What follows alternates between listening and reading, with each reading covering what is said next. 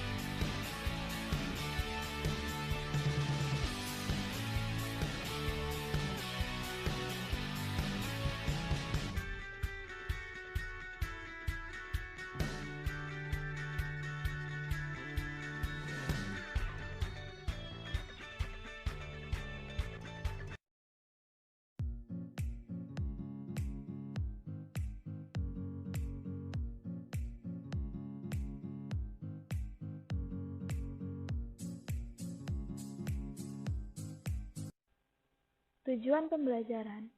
Yang pertama, menjelaskan kewajiban lancar dan mengidentifikasi jenis-jenis utama kewajiban lancar. Yang kedua, mendeskripsikan akuntansi untuk wesel bayar. Yang ketiga, menjelaskan akuntansi untuk kewajiban lancar lainnya. Yang keempat, menjelaskan mengapa obligasi diterbitkan dan mengidentifikasi jenis-jenis obligasi. Yang kelima, menyiapkan jurnal untuk penerbitan obligasi dan beban bunga. Yang keenam, mendeskripsikan jurnal saat obligasi dilunasi atau ditebus kembali. Yang ketujuh, mendeskripsikan akuntansi untuk wesel bayar jangka panjang. Yang kedelapan, mengidentifikasi metode penyajian dan analisis kewajiban tidak lancar. Kewajiban dibagi menjadi dua, yaitu kewajiban lancar dan kewajiban tidak lancar.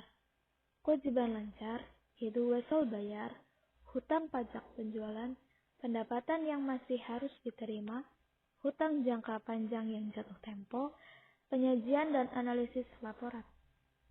Sementara kewajiban tidak lancar yaitu dasar-dasar obligasi, akuntansi untuk penerbitan obligasi, akuntansi untuk penarikan obligasi, akuntansi untuk wesel bayar jangka panjang, dan yang terakhir yaitu penyajian dan analisis laporan. Karakteristik kewajiban lancar. Kewajiban lancar adalah kewajiban yang biasanya dibayar dengan menggunakan aset lancar dan memiliki jatuh tempo yang pendek, biasanya kurang dari 1 tahun.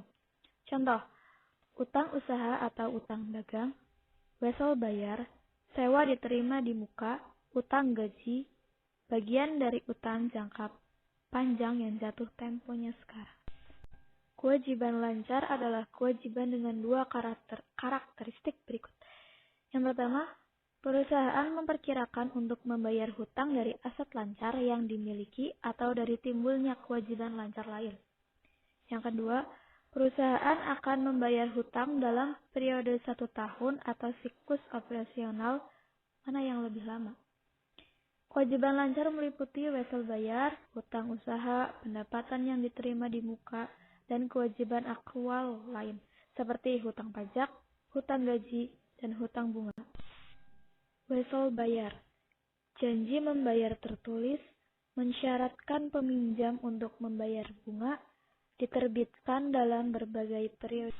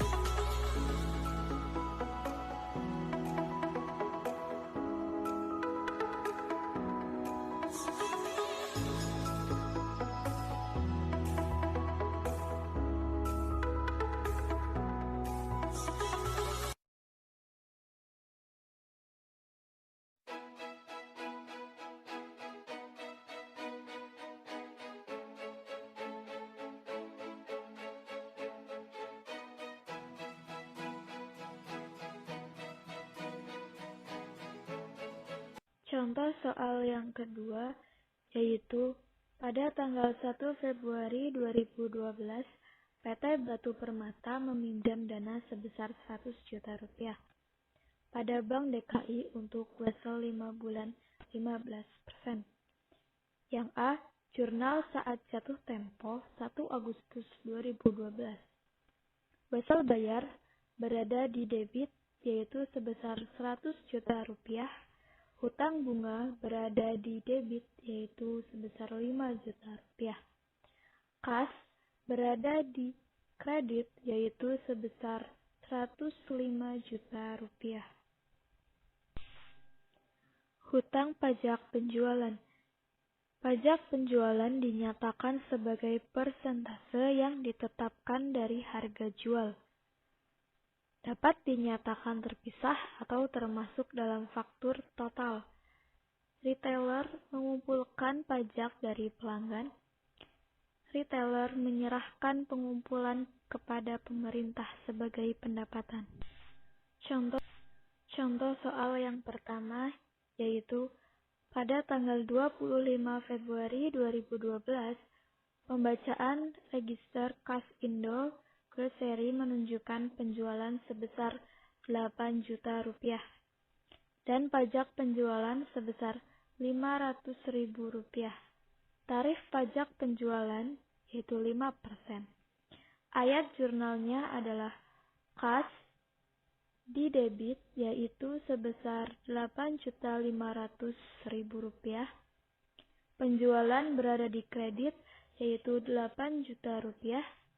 Dan hutang pajak penjualan berada di kredit sebesar 500.000 rupiah. Selanjutnya yaitu pendapatan yang diterima di muka. Apakah ada yang tahu apa itu pendapatan yang diterima di muka? Jadi pendapatan yang diterima di muka yaitu pendapatan yang diterima sebelum perusahaan mengirimkan barang atau menyediakan jasa. Pertama, perusahaan mendebit kas dan mengkredit akun kewajiban lancar atau pendapatan diterima di muka. Yang kedua, saat perusahaan memperoleh pendapatan, perusahaan mendebit akun pendapatan diterima di muka dan mengkredit akun pendapatan.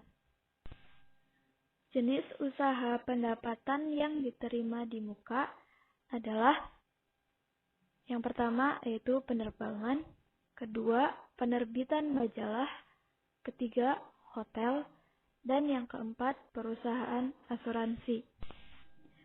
Selanjutnya, hutang jangka panjang yang jatuh tempo. Bagian dari hutang jangka panjang yang telah jatuh tempo pada tahun berjalan. Lalu, tidak ada ayat jurnal penyesuaian yang diperlukan.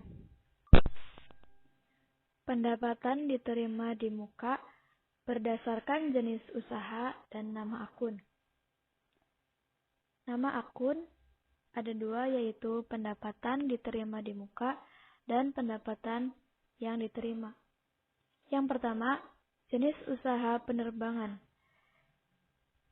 Jenis usaha penerbangan, pendapatan diterima di muka, yaitu pendapatan tiket penumpang diterima di muka. Sementara pendapatan yang diterima, yaitu pendapatan tiket penumpang. Jenis usaha yang kedua yaitu penerbitan majalah. Pendapatan diterima di mukanya yaitu pendapatan langganan diterima di muka, sementara pendapatan yang diterima yaitu pendapatan langganan. Jenis usaha yang ketiga yaitu hotel.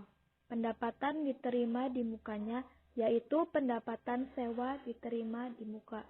Sementara pendapatan yang diterima yaitu pendapatan sewa.